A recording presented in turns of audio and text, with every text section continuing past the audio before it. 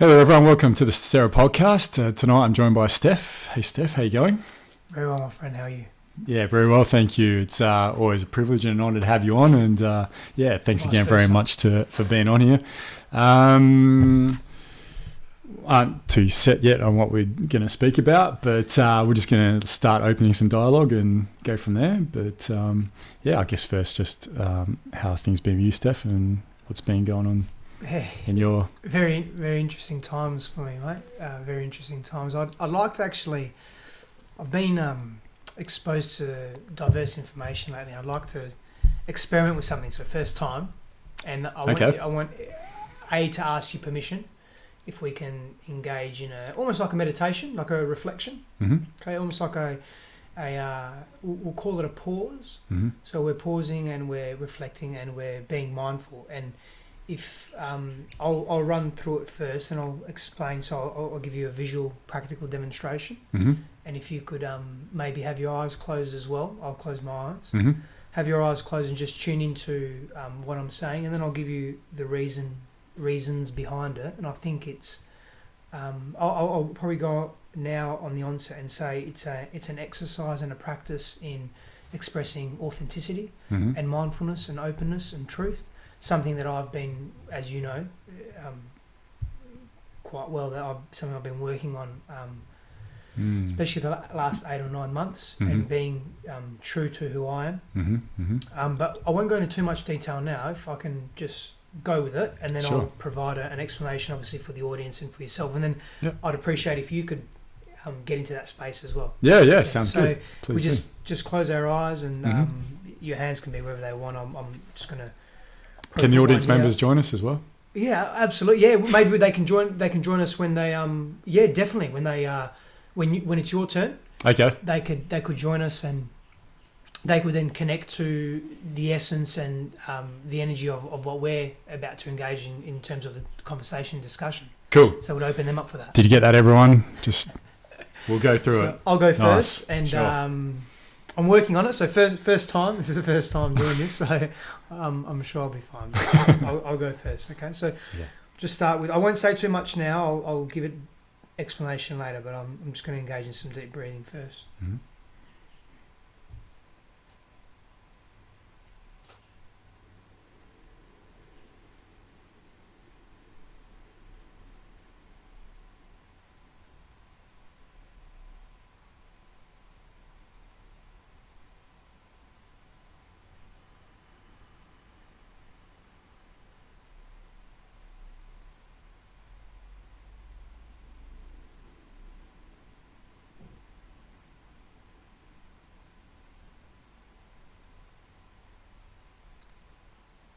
So I feel quite relaxed. I feel quite at peace. I feel comfortable being here with you. I feel safe. I feel nervous. I feel nervous because I want to ensure that I say the right things, that I don't stutter my words. Been a little bit sad today. I feel I haven't been very productive today. I feel I've been a little bit stuck today. Also felt grateful, spending time in the sun, meditating, practice this morning, physical practice this afternoon. I felt a little bit nervous today as well. Feelings of confusion. It's been an eclectic day with regards to feelings. As the day progresses, I'm actually enjoying the silence now in between words.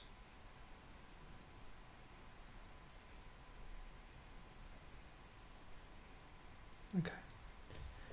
So basically, the purpose of that is just to reflect, pause, contemplate where you've been in your day, how you've felt, and just being honest with whatever comes to mind. Obviously, if I'd kept that going, more would have come up, more emotion, feeling, thought, but obviously, being mindful of time, it's a quick minute or two, and I'd love for you to do that as well, if you feel comfortable to do so. Yeah, sure. And if the audience wants to join in now as well, just starting with a few deep breaths, 1, 2, 3, 4, however many you want, really, and then just expressing out loud how you feel now, how you felt today.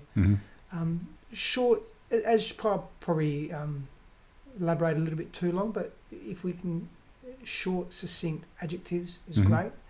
But full sentences are fine as well. It's really irrelevant. It's more just connecting to you and having the courage to be honest with, how you felt today and how you've perceived the world today, and what you really, whatever comes to mind. But it's a connection to self and what you've experienced today. Sure. In total presence, or as much presence as you can possibly get. And I don't mean, I went to the toilet today, I went to the shop today, so much that. I used the meditation, the practice as a reference, and I was grateful for that. Yeah.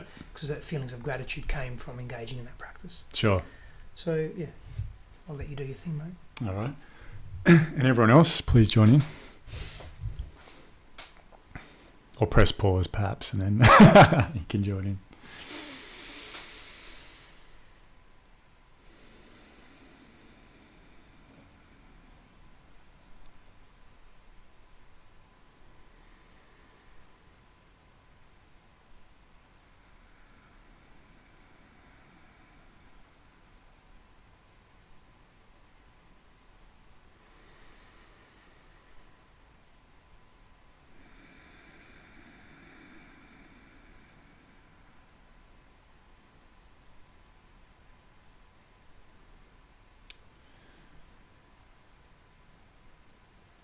Right now, I'm just come over a wave of anxiety for the silence within this podcast, but trusting that that's all fine and getting to a place where I don't feel that it matters at all.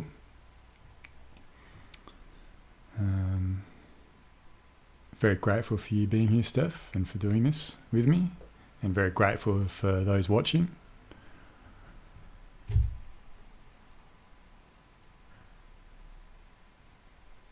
Today's been a mix of a low level of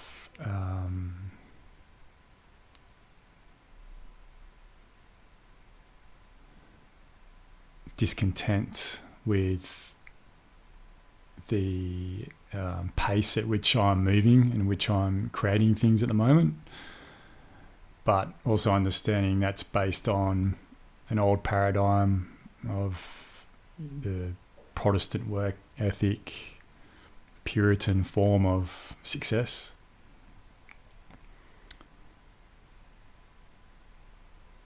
Moved in with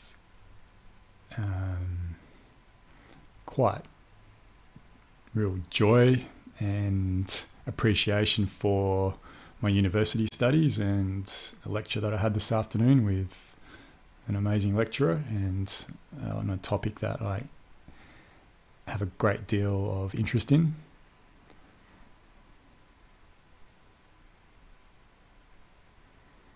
Small concerns with my investment property came up today. How do you feel about that?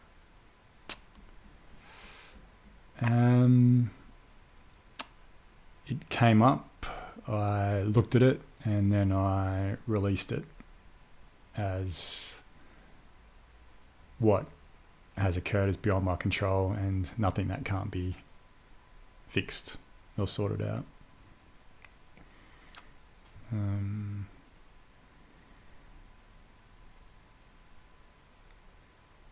Riding on my motorcycle today as well, and the state of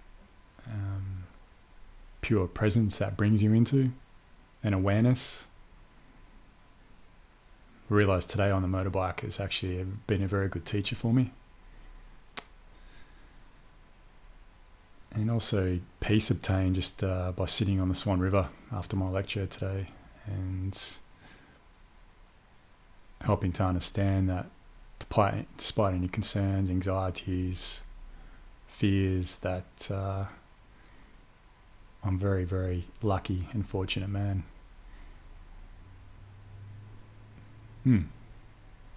Yeah. Thanks, Steph. That felt good. Very good, my friend. Yeah, so that was wonderful. Thank you for sharing. Yeah, thank you. I'll refine that practice. I'll continue to refine that practice. I think there's a great deal of value in being very honest, obviously with yourself, but with others. It begins with yourself, of course. And as we refine that practice, I think we'll find that we'll connect more and more to the emotion and less to the experience that's elicited that emotion, and concentrate more on the feeling and be very short and direct and succinct with it. And that will be a reflection of our direct connection to self. That's something that just takes practice. Yeah, definitely. I'm gonna work on that a lot more, and I'm gonna use that as part of my practice with others as well, whether in group settings or working with individuals and so forth. Yeah, nice. I like that. That was good. Yeah. I hope the audience would appreciate something like that. But first time we're pioneering it, so to speak. Well, not really. We're just standing on the shoulders of giants, but sure. That hasn't been done before. Just pioneering it in our way. But we're, all of us here, you and I and anyone that's with us at the moment, we're pushing the edge, aren't we, of evolution and carrying these things forward. So, yeah, if you're asking questions, you're pushing evolution, I think. Yeah, exactly. I mean, I really like that term you use, the quality. Please correct me if I'm paraphrasing big time, but the quality of your life is determined by the quality of your questions or the quality of your answers. No, you think you had it right the first time, just in reverse. So the quality of the questions we ask determines the quality of the life we live. That's the one, yeah. But that's not mine, I don't think. I think I'll paraphrase it as well. But I do like it. I really do enjoy it. Yeah. It's important to look at that. And when you just spoke about forming that detachment from the actual thing that's creating that emotion, I've been looking a lot into it. I really feel like it's something I'll be delving into more once my semester at university is finished. I've got more time to read other things, but Stoicism, and really looking into, it's an ancient philosophy dating back to like sort of Marcus Aurelius, Seneca the Younger. Yeah, I just received one of his books, Marcus Aurelius's books. Oh, okay. Yeah. Was it the Meditations? Yeah. I've got it on PDF format. Apparently it's not a very good, it's like a free PDF format I got off the net, but apparently it's not a very good way to look at it. Oh, okay. So I've only sort of halfway through it, but yeah. There's a guy named Ryan Halliday. He was a former, I don't know if he was a CEO, but at 19 he was, I think it might have been CEO. He was like the... really high up in American Apparel, clothing company, and he was just like the marketing, advertising whiz kid. And he's since sort of transitioned from all that, and he's moved into being an author. And he has a book called, it's a perfect title based on Stoicism. It's called "The Obstacle Is the Way," and basically, it's using those things that come up in your life, and there's something we spoke about before this podcast, both positive things in your life and negative as well, and using the thoughts, the emotions, and any external stimuli to you that comes up through those occurrences, using them as a lesson and viewing it as a lesson, and even going beyond viewing it as a lesson to being grateful for those occurrences, even if it's the death of a very close loved one, and if you're someone out there, I think it may help if you've got some sort of inkling or understanding that our lives are about learning, then I think that helps with that format. I think it helps to have like some form of love in your heart, in your mind when it comes to life. If you're living in fear, it might be more difficult. But I think either way, having an understanding and a look into Stoicism can convert that fear into even a joy, of learning. So it's something I definitely want to look at further in the future, and it's something that's helped me greatly so far, especially over the last 6 months when little things come up. Yeah. And from a practical perspective, there's great value in adhering to a stoic life, because ultimately what you're doing is, I mean, we live in a world of duality and polarity, so we don't understand fear without courage, vice versa, good bad without bad good, up without down, and so forth. So it's unrealistic, and we adopt a lopsided perspective when we only see one facet of existence or one facet of life. So adopting a stoic view is engaging in a form of mental resilience as well, where you're leveraging your circumstances to benefit your highest good or your highest being, and that's really all it is. It's what you said. It's being able to see the advantages in an apparently disadvantaged being in an apparently disadvantaged position, because they exist. They're there. Yeah, it's just perspective. Exactly. What vantage point are you taking? Where are you sitting on the hill? What can you see? Yeah. So if it's suffering that's in your life, it's about still not putting it aside or pretending it's not there. Immerse yourself in it. Absolutely. And learn from it. And I think that's... Grow from it. And as helpful as religion can be to people, that's for me, that seems to be a negative aspect of religion, where they sort of focus on pushing that suffering away. It depends. I mean, I should say, I think that's gone through its evolution as well, but it's sort of, it's generally seems, from my perspective, to me more about moving into a happier state of being, or a more joyous state of being, without dealing with the suffering. State of being. Yeah, which is important though as well, isn't it? To have that clear state of being, but you can clarity leads to truth. Sure, and you can still do that in suffering, right? I believe so. I think you can find great clarity in suffering. I think you can find great clarity in any emotional state. It's about how you immerse yourself in that state, how you reflect in that state. Sure. And where you position yourself in that state, and what you choose to focus on, because your reality is determined by what we focus on. So if you're focusing on one aspect of living, that aspect of living will influence your emotional state, will influence your intellectual state, will influence the way you behave, the way you think and feel, the way you act around others, around yourself, the way you feel about yourself. So it's about focus as well. I mean, it's a number of different facets, but that's very, very important. And also understanding that, see, we've been in modern culture, we've been taught to avoid pain at all costs, and we sort of adopt and follow, and I think we've taken it to the extreme where we focus on a hedonistic lifestyle, where the pleasure is the ultimate good, and that is the ultimate pursuit of humankind. Sure. Is pleasure, is hedonism. And whilst we definitely want to avoid pain as much as possible, we almost become sadistic if we're pursuing pain. Not almost, we probably are. Pain is inevitable and it's part of life. So by ignoring pain, we're ignoring a crucial aspect of self. So we become fragmented. And the more we ignore, the more fragmented we become. The more fragmented we become, the more distant we become from ourselves, from humanity, from our earth. We then become exclusive rather than inclusive. Sure. We don't include ourselves in the quality of life or living, let alone others or earth or animals or plants or forests or whatever it may be. And it has this follow-on effect. And look, and without getting on a tangent, because we're good at doing Please that. do, Stef. Please do. You know, you can look at, you mentioned religion earlier, and you know, doctrine in certain religion in prominent Christian tradition has disconnected man, I say humankind, the Bible would say man, but has disconnected humankind from earth, that earth serves man or humankind. Yeah. Because it's not in our realm of inclusivity. Sure. Because what happens is we're denying an aspect of self. We become fragmented, as I said. The more fragmented we become, the more disconnected we become. So we're having families, we're influencing others, our peers, 6 degrees of separation. It's not long before we're all influencing each other with a prominent or a dominant, a similar mindset or a behavioural pattern that subtly and unconsciously takes over the world, Yeah. like a plague. Sure. Does that make sense? It does, definitely. Over compounds over years. Yeah. So if we ignore who we are, Mm. or we ignore all aspects of self, Mm. then essentially we're not whole, Mm.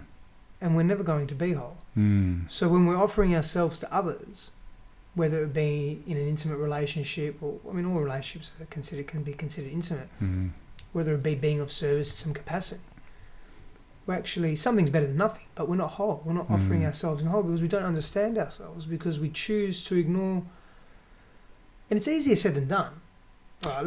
I've been, intellectually, and there's different levels of knowing. So without getting on another tangent again, there's layers and layers of knowledge and knowing, and understanding and wisdom and knowledge are two different things as well. But there's layers of that, and we can know something at a layer. So we can have this intellectual conversation. It can even be emotive, and we connect to it. Mm. But then experiencing something and knowing it intellectually are two different things. Mm. And then experiencing something over and over and over again as it compounds, that's different to experiencing once, twice, thrice. Sure. Yeah. So there's all these layers. Mm. And again, to continue from the honesty from the beginning of the podcast, I've known this stuff for a long time. Mm. Have I practiced it the way I'm practicing it now? No. Mm. In 10, 5 years, 15, 20, 100 years' time, 150 years' time, will I be practicing it the same way? Fuck, hopefully not. Hopefully I would have grown through that and been practicing it very differently. Yeah. In a more inclusive manner, in a more integrated manner, in a more in a deepened understanding. Yeah. So let's be really honest about that. That we're all growing, and we're growing through our own experiences, and we're all hypocrites as well. And that's okay. There's nothing not a bad thing. Yeah. The trick is not to judge yourself for that.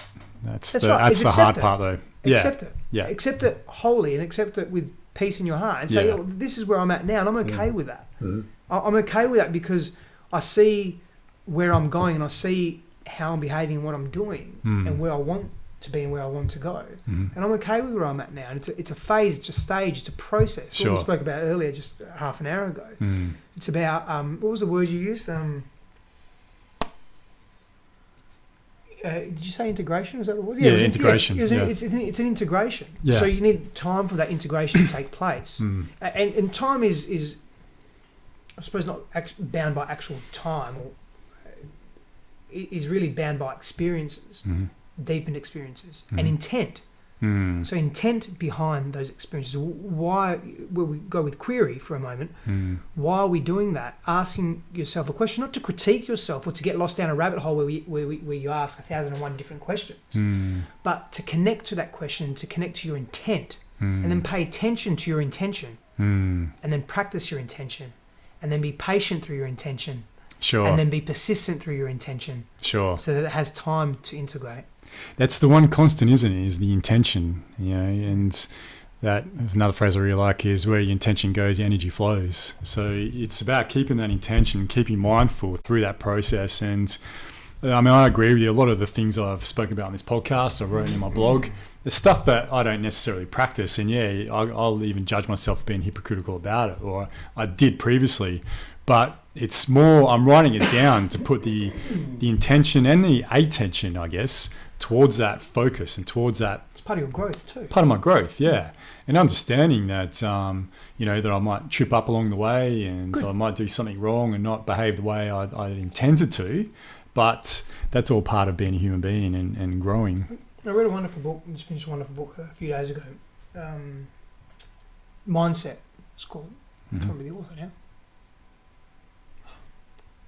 Dweck. Name is Dweck. Last name's Dweck. Anyway, it's called Mindset. Yeah, it's called Mindset. That is what it's called. Yeah, it's talking about fixed mindset and growth mindset. Okay. And in relevance and reference to what you're just speaking to, then is that our society, again, the dominant culture within our society values outcome, values goals, values success, achieving. When you reach here, you'll be this. Yeah. When you get here, you'll have that. Yeah. Whereas that is part of a fixed mindset, which is a limiting mindset, which is a mindset that causes a lot of internal disruption, psycho-emotional internal disruption.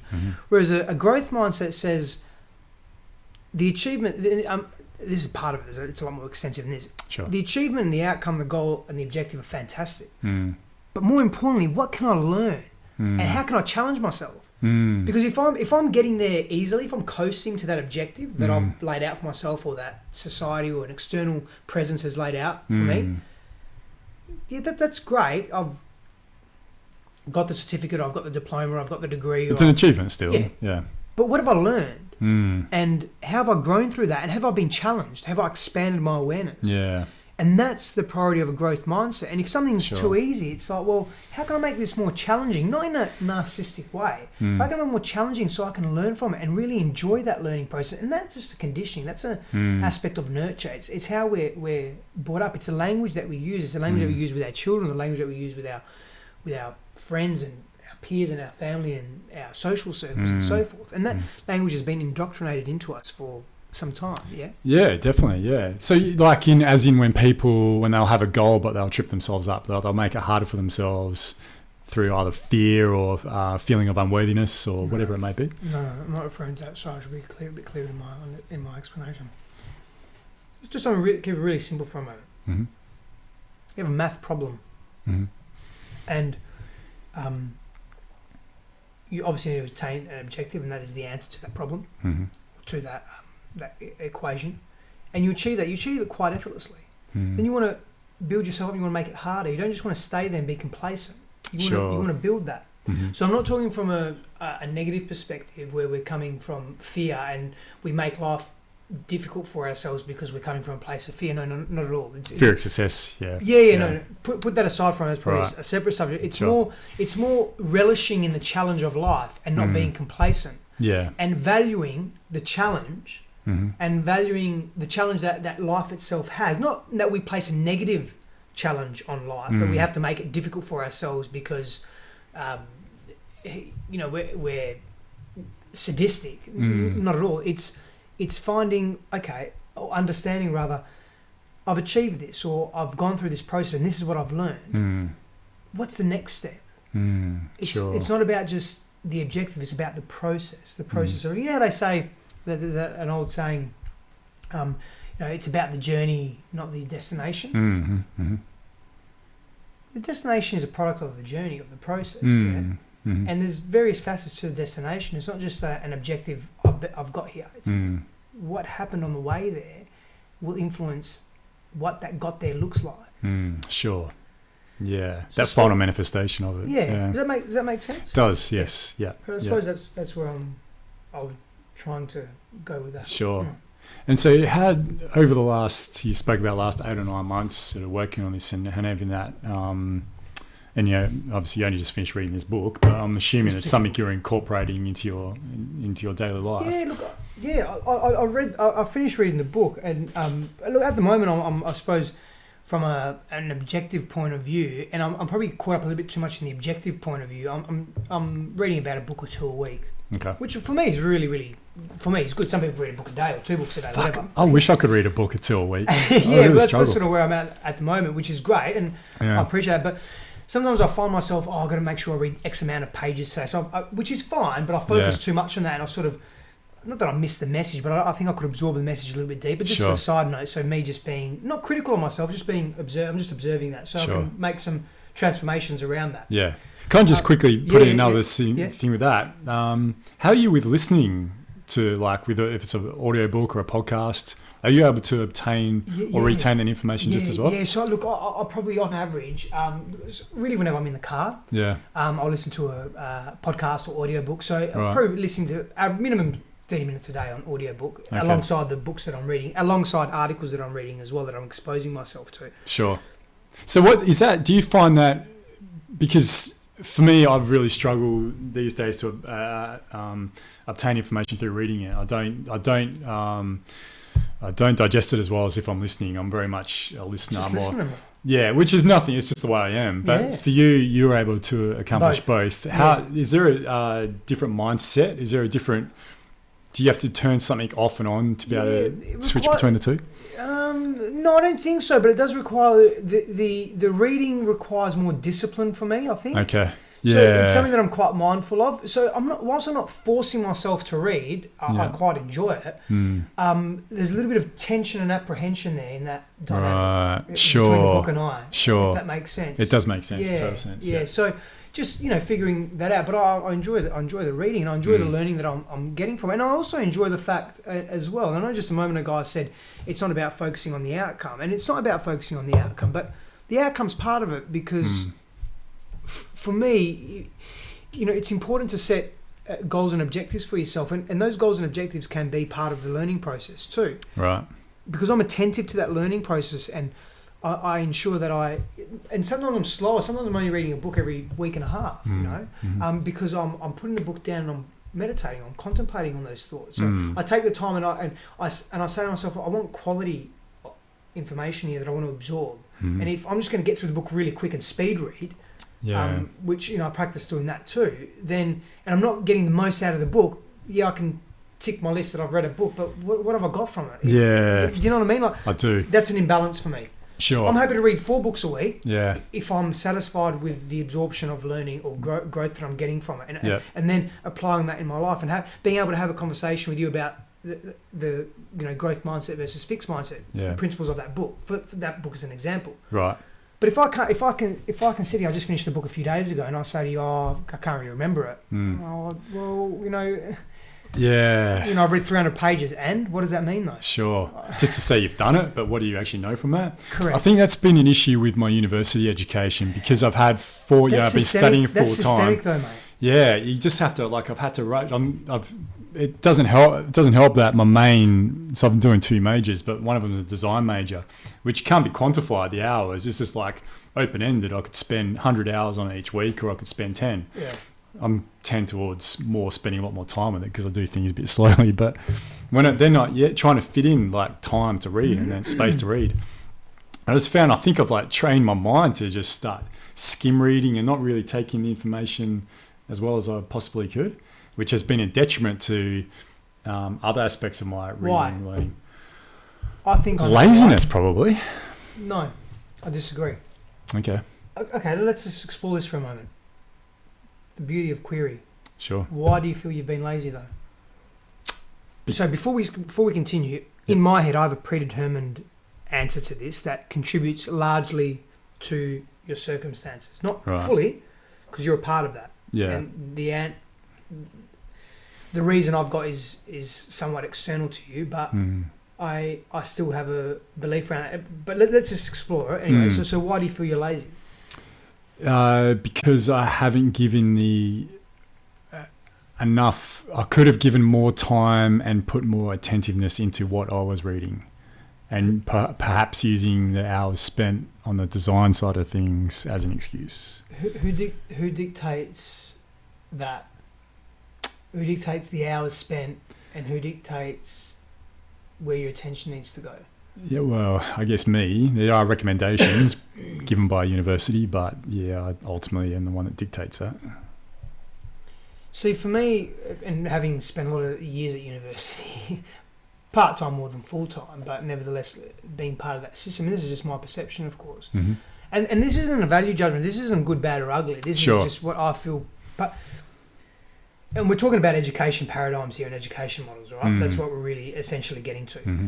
The university structure is you have a semester that realistically goes for 12 to 14, 15 weeks, 16 weeks at the most, including exams, depending on what university you're at.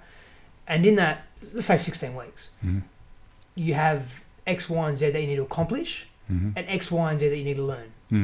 And it's quite regimented, isn't it? I mean, the curriculum's quite strict within that unit or within that learning module. Sure. Yep. And then you're given guidelines.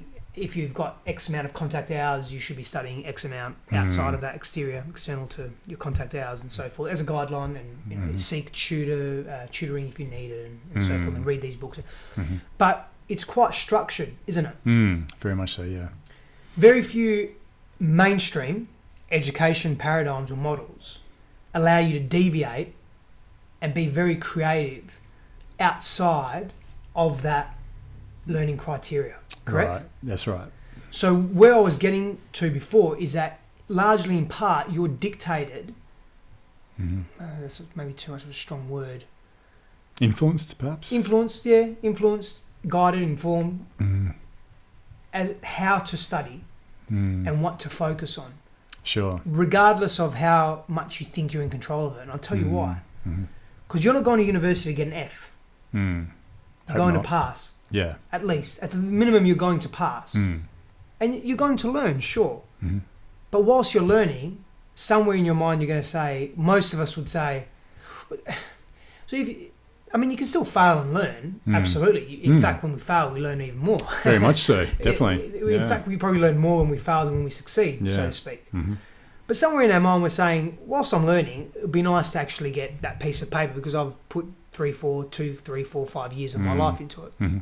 And it may get me or expose me to opportunities later. So whilst I'm learning, I should at least pass. At least obtain the paper. So what you need to do to obtain the paper is pass, right? So you're restricted by that. And somewhere unconsciously or even consciously, you're saying to yourself, you're writing the essay because you know what the teacher wants. You know what the lecturer wants. You know what they're expecting. It's set out in the curriculum. It says to get a D, a HD, a C, a credit, or pass, this is what you need to do. This is... And most universities are very, very clear with it. Sure. This is the type of information. This is the way the information needs to be presented. This is the level of communication you need to have. This is the referencing. This is the structure. Blah blah blah. And if you adhere to all that, you'll get a minimum grade. So I guarantee you, unconsciously, you're doing that. At least, yeah. At least. Yeah. So you're restricted by that paradigm, and you're restricted by time. You've only got so much time in the day and the night, and you have other activities that you need to engage in as well, i.e. sleep. So we've got all these external variables and external forces that are pushing us in a particular direction. And that's systemic. That's what I meant by being systemic. Sure. And the mainstream university model is systemic. I'm not, now, let me be very clear here. I'm not saying I agree or disagree with it. I disagree with aspects of it. I agree with aspects of it as well. Yeah, definitely. I think there are far more superior education models. It's probably not a conversation for today's podcast because it's quite lengthy. Yeah. Great topic for a future podcast. So awesome. And I'd love to, if you'd have me, I'd love to be a part of that because I'm really, lately I've been looking a lot more into education models and paradigms. Cool. And some of the things that people are doing are amazing. Right. The way kids are learning, not just children, but adults as well. The way we're learning is phenomenal with the integration of technology and innovation. But again, another subject. Sure. But so I think I lost a little bit, but what I was saying, I think you were commenting on yourself and where you're at with your focus and your energy with your studies and so forth. But I would argue that unconsciously and or consciously, the way you do study is somewhat heavily influenced by the education paradigm that you're a part of. Right. And therefore, whilst you're expanded because you're being presented new information, new knowledge, and this is a paradox, you're also limited very by much that so. system. Right. And by time. Yep. Because but time's not necessarily a bad thing, because if you had an eternity to complete it, would you complete it? Some people need time. Right. To learn. Some people don't. Sure. But again, that's a conditioning from a very early age, and that's that's a socio-cultural collective conditioning as well, that we're bound by time. Right. Like I've got a good friend. He's from Samoa, and I always say to him, "Oh, you're on island time," because their concept of as a culture, their concept of time is very different. Yeah, definitely. When you're in the Middle East, you don't say, "I'll be there at 11." I'll get there when I get there, and I'll see you there, sometime in the morning. Sure. And that's how because that's a cultural inference, right? That's how business is done. That's how people meet. That's how people interact. In the Western world, 11 a.m., minute over, you're no good. Yeah. You're labelled immediately. Start tutting or tisking. Yeah. But just to give you an example of obviously cultural differences as well. I'm a little bit lost. I think we've got a tangent again, but nevertheless, I hope the information is valuable. We're right there. I'm right with you. Yeah. But, back to yourself and what you were referring to with your studies. Can you understand what I've explained then? Or very much so, definitely. And I think that... Do you agree? To an extent? To an extent, yeah.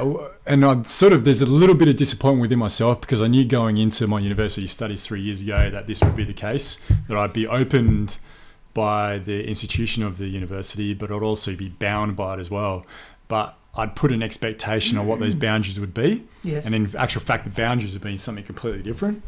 And so it's taken me sort of, probably halfway through my degree to really understand what those are, because I'm a little bit slow. But, but it's, at the end of the day, I still so much gratitude and just thank fuck for those last 3.5 years that I've been at university, because it's been utterly life-changing. Conversations as well about that. And I've said to you, man, you're there, you're like a year away, don't stop. Sure. You've got to go. Like, you're there now, just do it. Yeah. Get it done and finish it off. And you're doing that now, and that's great. And again, that's a sense of accomplishment and achievement, but it's also a reflection of your character as well, your patience and your persistence and your practice, and you've learned a lot through that as well, because you focus on that and you value that. Whereas some people just value the piece of paper. It's just a piece of paper at the end. That's all I'm interested in. Sure. I don't want anything else. Yeah. But me knowing you personally, we don't speak about... I don't even think we've ever spoken about your grades. No. Maybe once or twice, like out of very casual. Hey, what did you get out on that? Did you do well in that? But it's more the conversations we had is, tell me about Barcelona. What did you learn? How did what challenged you? What did you get from it? Why was it so good? Not did you get a high distinction? Yeah, exactly. I don't think we've ever had that conversation. Yeah, no. So and that's where your perception as well will influence your reality and how you live that, and then how you become you become grateful, and you're in gratitude now for your university experience. Yeah, definitely. And I mean, on that, I think there's what I've found also. I mean, the lecturers and the teachers are bound by grades, and a lot of their success is built on the grades of the students. Correct. But I can tell they won't come out and admit it. A lot of them just wouldn't give a fuck, really. It's all about what the student can learn and what they can experience within that university. They'll never come out and say that that's more important than actual grades. I don't feel. Some do, but most would think that. Yeah. Dawn, Paul, Anthony, in my university, and very influential lecturers that basically said, I'm sorry, I'm bound by this system. Yeah. I need to scale the class in this. I need to grade the class in this way. I'm sorry. Yep. It's my choice, obviously, but if I could honestly do it differently, I would. I don't agree with the system, but I'm bound by it. Sure. So they've got their own responsibilities as well. Yeah. And 95% of the lecturers I would feel would feel that way too. I would say, I'm sure at least. Probably maybe close to 100 would. I'd say there's many. There's probably many that also agree with the system. Otherwise, the system wouldn't exist to some degree. I mean, if everyone disagreed with the system right now, I think that would be the tipping point where people would our systems would change around that. Sure. But they are changing. Very much so. They are changing. I mean, look at the Montessori education system, just as one very, very simple example. Yep. That's becoming more and more prominent. Yeah. More and more parents are looking at that as an alternative teaching methodology. Sought after. And it's cool. Yeah. Anyway, except they don't use the non-use of technology in the younger years. I find it interesting. I'm not a fan of that aspect of it, but again, is the perfect model something that's objective or subjective? Right. Perfect education model. That's the difficulty of it. But again, stepping stones, evolutionary stepping stones. Sure. We, Jacques Fresco. Yes. Yep. Venus Project. He speaks about his resource, not his, but he speaks about a resource-based economy, and interviewers ask him all the time, is that your utopia? He says, no, it's not a utopia. It's an evolving state of being. It's an evolving state of culture, of society. Sure. In 100 years' time or 500 years' time or 1,000 years' time, it will be there. Will something different then be 2,000 years later? If something more efficient, if something that adds greater value to humanity and Earth and all stakeholders involved comes along, then that's what happens. It constantly evolves and grows. And it's the same with any education paradigm. As we go back a few hundred years ago, where was the education paradigm there? We're getting stuck in education, aren't we? We've got to get off this topic. That's all right, though. I've still got your book on the back of my mind as well, so we'll come back to that. Let's go back to the book there, because we're going to get into... Not that there's anything wrong with that. Stay tuned, ladies and gentlemen. We'll get onto the education paradigm in a future podcast. Yeah, definitely. Hopefully soon. So this book that based on mindfulness. Is that correct? Which book? Have we gone too far off the No, subject which now? book? The book you just finished reading. Oh, the Mindset? Mindset. Yeah. Mindset. I'm actually reading a book now on mindfulness. Okay, right. A different book. Okay. Well, it's not on mindfulness, it's actually on... part of it is mindfulness. It's self-love, self-acceptance, Buddhism and integration of different life stories and how people have overcome... Sure. Different states and conditions and so forth. Very beautiful book. No, but the book we were referring to before was Mindset. Right. Yeah. Okay. Yeah. And so, based on our understanding of, we're talking about the journey and the destination.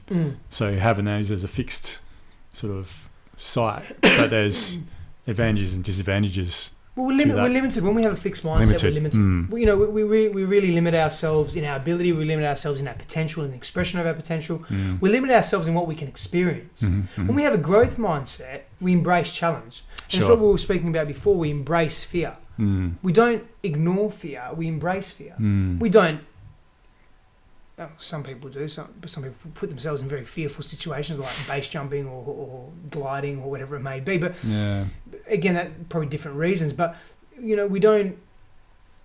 When it comes along, we ask why. Why is it here? Yeah. How can I benefit from it? What value can I gain from this? And that's the growth mindset. Where a fixed mindset sees it as negative, shuts it out, doesn't absorb it, and doesn't gain anything from it. Sure. And becomes retracted. Yeah. Constantly retracting. And if you're retracting, you're not growing, you're not expanding, right? Retraction, expansion. Exactly. Retracting, you're not expanding. And if you're not expanding, you're not becoming open. You're not becoming open, you're not seeing the world, you're seeing the world like this. You're not seeing the world like that. And that's a big difference. I mean, we can all practically understand that. Right? We can all get that, yeah? It's like when you're looking at a photo and the photo's got a lot going on in it. And you look at the photo. Actually, let me use another example. I often walk around the neighbourhood, or I walk around wherever I walk around. And I live in Fremantle, in Perth, Western Australia, for your podcast listeners that are overseas. So Fremantle's a coastal town. And I've been living there all my life. I've travelled a lot and been away a lot, but I've lived there all my life. And I constantly see structures and houses and notice things on houses that I've walked past 100,000 times. Yeah. Or maybe not that many, but enough to... And it's like, where am I right now? I've never seen that before. And it's always been there. Sure. That's because I'm all of a sudden, in that moment, paying attention or being more mindful in that space, in that time and space, and I've noticed that. So when we're looking at a fixed mindset and a growth mindset, a fixed mindset ignores all the micro and focuses on the macro. A growth mindset focuses on, or he's open to, rather, he can't focus on anything, but he's open to focusing on as much as possible. Right. And doesn't judge that, and doesn't critique that. Sure. Yeah. That makes sense? It does, yeah. My friend Honey Borden, she has a very, example, just if you brought it more into the spiritual aspect of she has an explanation of the heart is able to view the sky, so the night sky and all the stars, but the brain is what allows you to focus in on that one star. And so they're neither one is more important or less important than the other. They're both very important. It's a combination of both. But I know a lot of us tend to operate with too much, especially in the mind. A lot of us in this world tend to operate too much in the mind, which then narrows our focus and we miss out on a lot of what the world has to offer us and to experience. Great example, isn't it? I was training this afternoon and it was you know the way I train generally, it's fairly high intensity. Today wasn't super high intensity and feeling a little bit flat, but anyway, hard enough. And I was doing something where I was looking at the sky. So I was not on my back, but I was in an inversion anyway, some form of inversion. Right. And I was looking at the sky and there were beautiful cloud formations today. And every probably 2-3 minutes, I'd come back to that position, that physical structural position that I was in.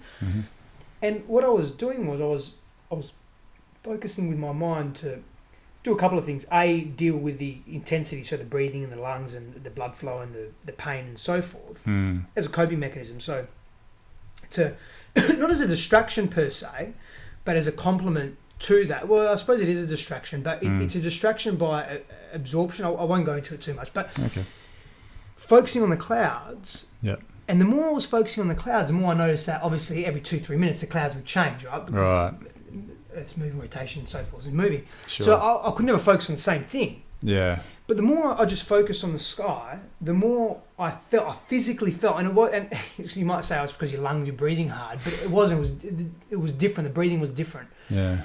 I felt my heart opening. It's really, really strange that you said that. Because that you just mentioned that then, because I was focusing with my mind and trying to get through the repetitions. So there's a consistency and fluidity there, because the smoothness is good. Smoothness is very beneficial to your training, because it's a flow state. It gets you in a flow state. Yeah? Sure. Flow state's really, really important. It was a meditative Zen state. But I felt my chest, not physically. I didn't feel my chest physically expanding. I felt my chest metaphysically expanding. Lasted a very, very short time. I couldn't hold on to it because I would transition and I'd lose my focus. Right. But when I was inverted, and there's something about being inverted as well, because we're either standing, sitting, or laying. Right. Sure. That's our life, realistically. Yeah. So whenever we're inverted, and this was almost a laying position, but it was slightly inverted as well. So whenever we're in a different position, it's good for us. It's good for us because it's out of the norm. Feels it's good. out of our comfort zone too, yeah? Yeah. And our focus becomes more acute. So that mental focus comes in. And then when you harness that mental focus and you integrate into your heart, your energy bodies are working very differently. And for a very brief period of time, I felt that heart expanding. That's really cool. And I thought I'd just mention it then because it's really directly in line with what you just said now. Yeah, and, sure. It was cool because I actually paid a lot of attention to that today. So did you need that pain, that like the opposite of pain, to be able to help you bring you into that state as well? To be honest with you, I wasn't, like I said, I was training at high intensity today, but a bit flat, so I backed off a bit. It wasn't so much pain, it was more, probably more discomfort. Yeah, right. Probably more discomfort today. And just getting through it. So to answer your question, yes. Right. Yeah, the answer is yes, because I want that heightened physiological state to then almost have an excuse or a real reason or leverage to be able to focus. Not only cognitively, but also spiritually, emotionally, metaphysically. Sure. During that discomfort. It's a now thing. It's a momentary thing. But I mean, that's the way I train. You know that. Yeah. You know, I don't just train to have a physical stimulus. That's great. And I definitely look for a physical stimulus. So I look for growth in physical stimulus. I'm not talking about muscle bulk. No. I'm talking about, actually growing the shift. So if I'm... That's part of it. If I'm doing one push-up today, hey, if I can do 2 tomorrow, that's great. That's an objective achieved, and there's a process through that and so forth. Sure. So looking for quantitative measurement, but also qualitative. And for me, that's my big focus. For me, I'm always experimenting and putting myself in different states, different scenarios. I don't like to repeat too much and become accustomed to the same training methodology or workout or style, because with that familiarity almost breeds contempt. I want to really shock the system so I can put myself in a state where I can focus immensely again, cognitively, and also mentally, but also spiritually as well, and be very mindful of my circumstances. And it becomes a present moment awareness practice. Essentially, that's what it is. I had an experience on Saturday where I did the Cambo ceremony. So anyone watching this, I put a photo up on my Facebook Statera podcast site with these scars on my arm, and it was the most horrendous ceremony / ritual / whatever the fuck it was called I've ever been through. Like a large part of who I am today, and the strength I feel and the love I feel and the contentedness I feel comes through being in a lot of discomfort over the last 2 or 3 years, especially in different ceremonies, but also just physical exercise and things like that, meditation even. But for the first time on Saturday, I was in such pain. Physical pain that I couldn't. Is it neural pain? I've never done it. Yeah, neural. Like it's like this nauseating. Oh, so stomach pain as well. But the nervous system, like shocked. I it's not too far to say that there was a point where I just wanted to die. I was like, interesting. And they keep the resin on for as long as it takes for the medicine to work. And this is the third time I've had a Cambo ceremony. The first was 2 years ago. The second was 1 year ago. And they were okay. This one was so strong where I couldn't see an end. I couldn't see a benefit. I was just in absolute misery. I couldn't focus. You're out of control, Rob. I was out of control. And medicine's in control. Exactly. But let me pause there. Are you out of control? Okay, and even if I was out of control and I'm out of control, is that necessarily a bad thing? Don't value it for a moment. Forget about the judgment. But you think, okay, our perceptions, if we perceive something, we deem it real. So we deem that. Yeah. So if you perceive you're out of control. Yeah. I mean, I want to get my words right here with this. This is really, really interesting. You perceive you're out of control, or you perceive there's no control. It. Yeah. You perceive you have no control because if you perceive there's no end, you obviously by default you perceive you're not in control. Yeah. Because if you knew consciously you're in control, you'd perceive an end because you could say, I can control this and stop it. Sure. Exactly. Yeah. Two things. One, what if you wholly believed you're in control, but you chose not to control it, and you chose to allow it to unfold, which obviously by experience now it did. It just unfolded, and you felt better physiologically, mentally. Definitely. After an hour, 2 hours, whatever, irrelevant how long it was. 3 years, it's irrelevant. Right? You did though. Or what if you believed that you could control it, and just for experiential purposes, you did control it and you stopped the pain. Not because you disagree with pain or you think it's bad or you've labelled it as you don't need it in your life, but just to demonstrate to yourself how powerful you are as a being. Sure. Yeah. You don't have to do that every time. No. Yeah. So that mental resilience that can be brought about or understood through being able to do that. Yeah. But the side effect is possibly you're not gaining as much out of that experience as you could if you surrendered. Because that's basically what happened. I just surrendered. Which is great. Yeah. But what if you surrendered but still knew you were in control? And you chose to surrender? Because then the choice becomes conscious and you haven't externalized it. You haven't given the power to an external force, i.e. the medicine. Sure. I have to wait till the medicine sinks in. Yeah. And that's a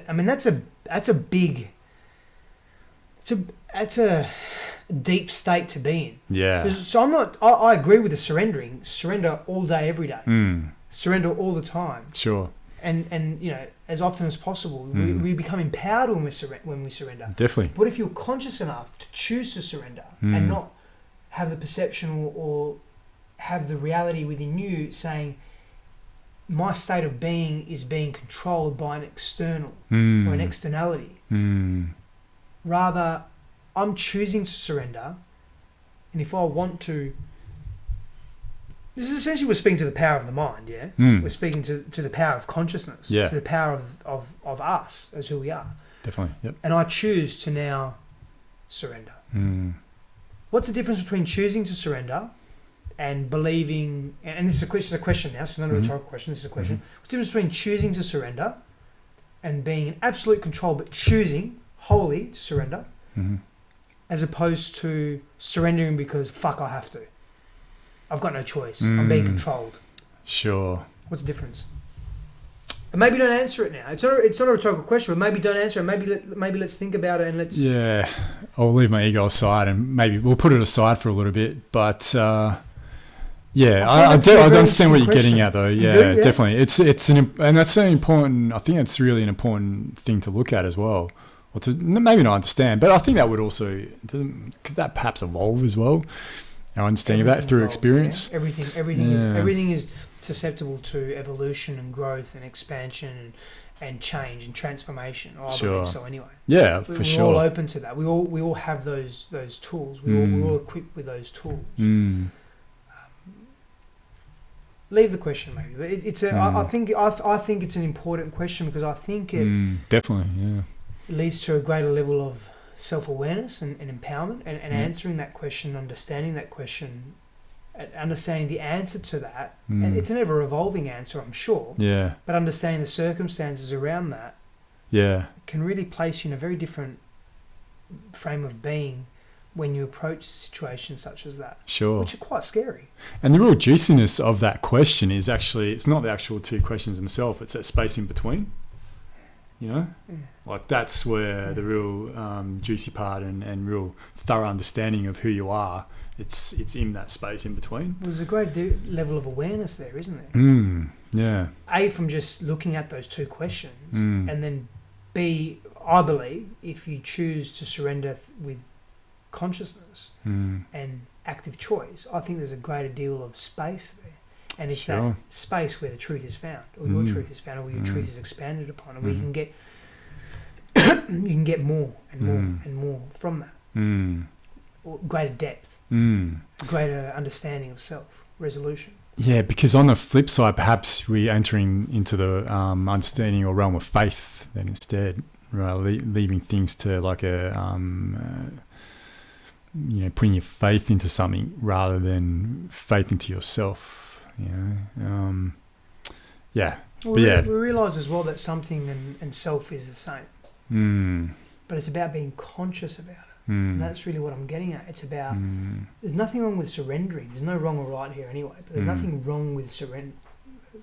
On a level, there is something wrong and right has relevance, but it's surrendering with consciousness and awareness and choice. Yes, sure. I choose to surrender because I'm empowered to do so. Not because... And I think we're talking about really high states of being here as well. We're not talking about... something you can just do off the cuff. Yeah. I think it's something that requires an immense amount of dedication and practice. Yeah, and wisdom is a really important aspect in being able to come from? Experience. Yeah, compounded experience that has been broken down and diagnosed and understood at depths and cycled through pain and pleasure and everything else that goes with it. And that's bound by time. The humanistic version of time. 10 years, 20, 30, 40, 50, whatever. It's irrelevant. So what I'm speaking to is really, it's not a utopian or ideal state. It's just a compounded state that requires depth of experience. So I'm not saying, hey, next Cambo session, go and do that. Sure. You can think about it. Whether you achieve that or not, I've got no idea. You may not. Well, there's also other factors that come into play as well. Obviously, the setting, the strength of the medicine, all that sort of stuff. Absolutely. Your environment, the energy, the people, their intention as well. So you're right. There's so many other factors as well. So as you refine yourself, though, as an individual, the choices you make, you will then attract that greater level of alignment within your life too. Right. And you create that, attract, create, co-create, whatever terminology you want to put around it. Sure. That makes total sense. Yeah. Steph, I'm going to have a look at the time because we have dinner booked. Jeez. At 7:30. And what do we talk about? Fuck all. Just absolute total nonsense. That's what it feels like. It feels like just tangent, random nonsense. Anyway. I'm not sorry. Actually, I'm sure anyone that watches has got a lot out of it and something to contemplate at least anyway. We were going to speak about productivity, weren't we?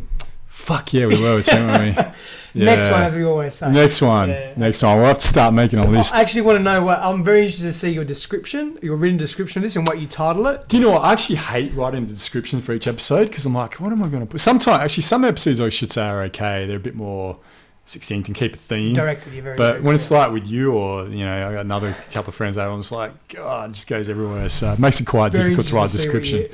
I think I might just even start just having a description of the person instead of... That's what Joe Rogan does because they've got a 3-hour conversation. So he'll just say, joined by Stef Sifandos, who's a... graduate in that's a lot easier, I think.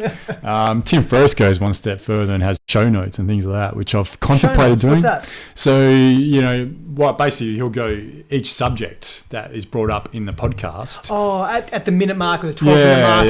Cool. Exactly. And then links to something they've spoken about as well. Awesome, I would love to do that. Actually, if there's anyone watching this right now and has any spare time on their hands and would like to go back over my podcast and do show notes for me, I can't offer you much in the way of, A lot of love, though.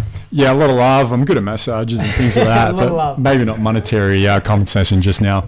Yeah, be very much appreciated. This may be sort of one of the final Statera podcasts too, Steph. I'm moving into. I was going to talk about it a bit in the last one, but plug that shit, brother. Should I? I'm going to plug it. You will. So the new podcast is going to be called Adrian, Snary, Unlearning, and I had an idea came up to change the name, to change the format slightly during one of my ayahuasca ceremonies, where it was sort of shown to me that the name Statera, the name Statera is Latin for balance, and which is still a worthy goal, and I think a worthy and important thing to try and achieve in life. But I feel like I've sort of reached a state beyond that. I've found that balance in my life. I've got an understanding. It's something that I always need to work on, of course, but now it's more taking it further beyond that. And for me, it was to take the Statera name away, because it's like I saw it, the medicine showed me it's like a veil between my heart and those who are listening. And I've brought it to my name, even though it is still a name. It's not a true representative of who my soul is. It's the closest thing I have. So Adrian, Snary, Unlearning, I feel highly uncomfortable changing the name to that, but that's another reason why I'm doing it, is because of that uncomfortable feeling. Get comfortable with what's uncomfortable, brother. Exactly right. The obstacle is the way, as I stated before in that very apt titled book. And so I'm going to do things a little bit differently with the visual format, etc. So not much different. I'm just going to have a split screen and start doing baby steps. But looking forward to getting that going. And I have a website which is almost finished, which will have my blog, the podcast, links to the Statera podcast, links to I'm going to start forming a men's group, which I'll probably start in the next month to 2 months, and where we for men to get together and just discuss topics which of the kind that we discuss in podcasts such as this. And because I'm very fortunate. I have a lot of amazing women in my life, but I have a lot of incredible men in my life as well, who I'm able to share these experiences with, and have helped me evolve and grow. But not all men have that, which is very fortunate. There's a lot of men that feel very disconnected from their male tribe and from their masculinity, and I feel that that can be brought back about by, team sports are fantastic in all kinds of formats, hobbies, but if you don't have that and you're not into that, I think just general discussion is also a very positive thing. So it's something I'm going to be looking at doing sometime soon, and that's going to be called Men Unlearning. So keep an eye out for that, and I'll have more details with that in the next few weeks. Steph, where can the audience find you? Thank you, Adrian. I'm on a very similar journey to you, and I'm super excited to be just be your friend and your brother. You're very lucky, Steph. I'm very blessed.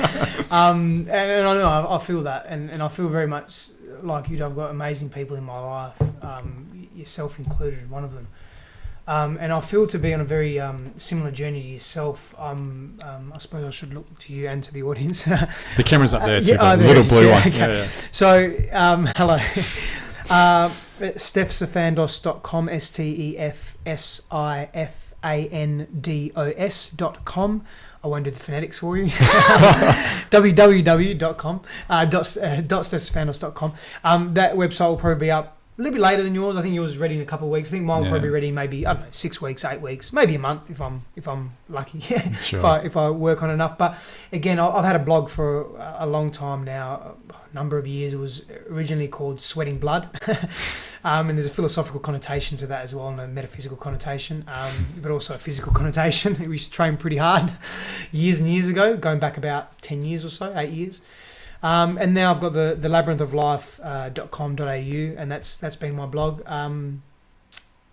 But again, I'm going through those aesthetic changes as well, and everything will be on stefsifandos.com. Cool. The blog, I'm going to start a podcast with this wonderful man's assistance as well.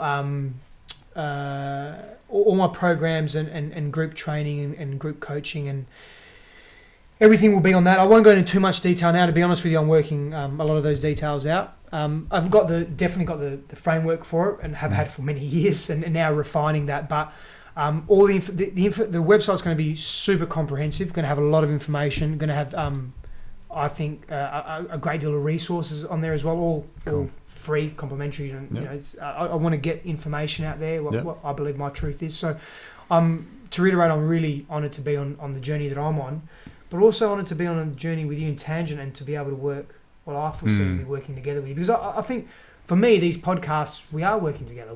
Definitely. We're coming together. We're talking our truth. We're being honest. We're expressing wisdom. There's definitely wisdom for someone out there. Even if there's just one person, there has to be one. Sure. At the minimum, and really honoured to be working with you on that. And I think our ideas together will evolve as we bounce ideas off each other. So yeah, that's where people can find me, and on Facebook as well, I suppose. My Facebook page is Stef Sifandos -- author and social annotator.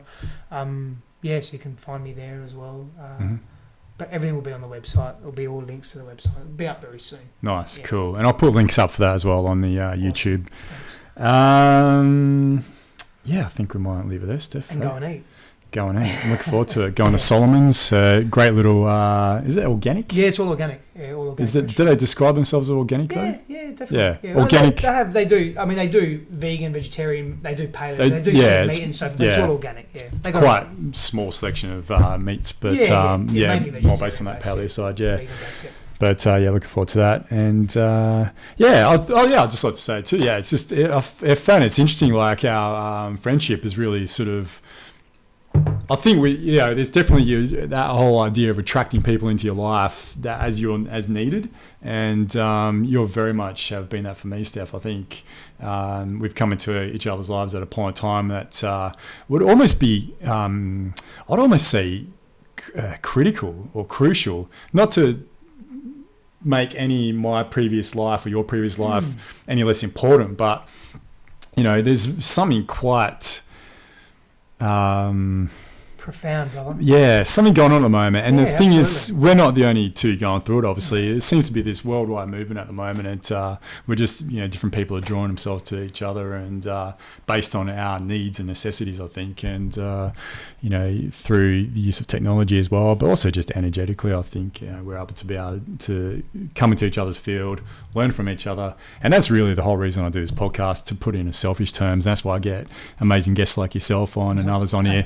It's so I can learn, and if other people get some benefit out of it, that's fantastic, but I do it primarily for me. And I think that should be the number one thing for everyone, is to do what makes you happy and what makes you feel fulfilled, because you are the most important person in the universe.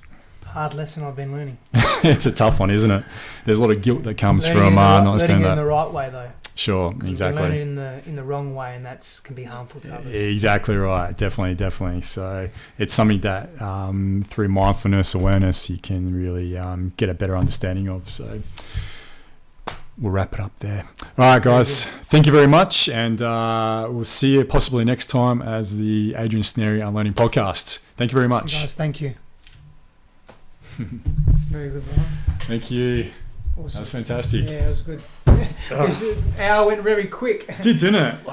Honestly, I could keep talking to you for fucking hours about this stuff. Well, let's go and finish our conversation, or continue our conversation over some food. Let's do that. Yeah. Sounds good. Looking forward to that. Yeah. Let's get some shoes on. Fuck.